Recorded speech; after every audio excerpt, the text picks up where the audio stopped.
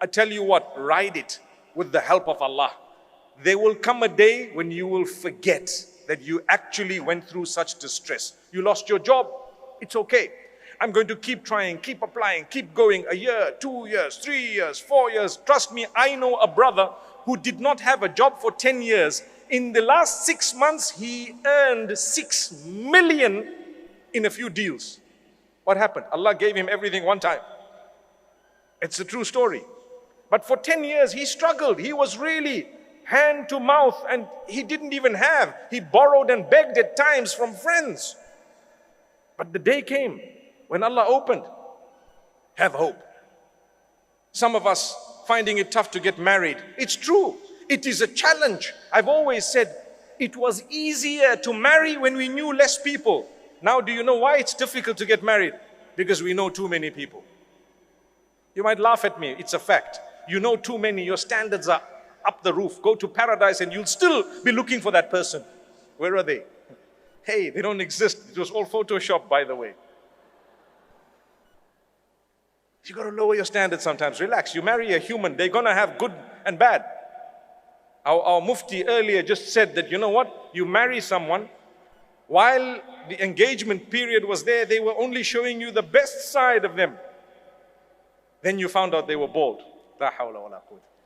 It's okay. No, that's just an example. But then you found some of their characteristics that were really terrible. Allah wants you to help them through that. For as long as it's not something absolutely unacceptable, I'm not at all promoting that you live with someone who's abusing you completely and doing something terribly wrong. But I am saying, you know what? They won't be some ideal human that's actually perfect, because there's no perfection.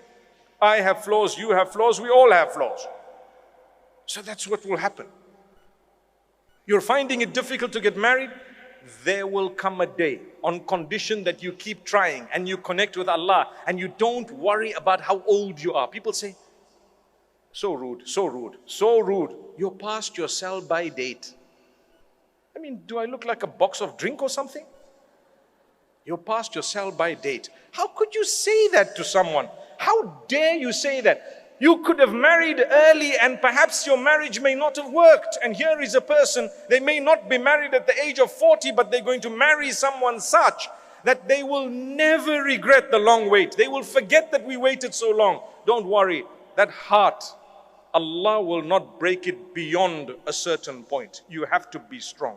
You have to believe. You have to have faith. You have to have conviction that Allah is going to solve my problem. He brought me on earth. If Allah Almighty feeds and caters for the ant that I cannot see, do you really think He's going to miss you and I? He missed me, but He got the ant under my feet. It's impossible. He has your back. Allah knows you exist. He knows you personally. And He knows everyone personally. He knows your problems, your difficulties, your hardships. He knows everything.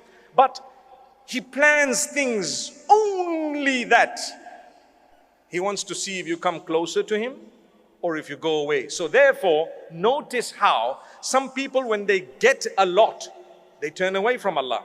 And others, when they get a lot, they turn towards Allah. And some people, when they lose everything, they turn towards Allah. And others, when they lose everything, they turn away from Allah.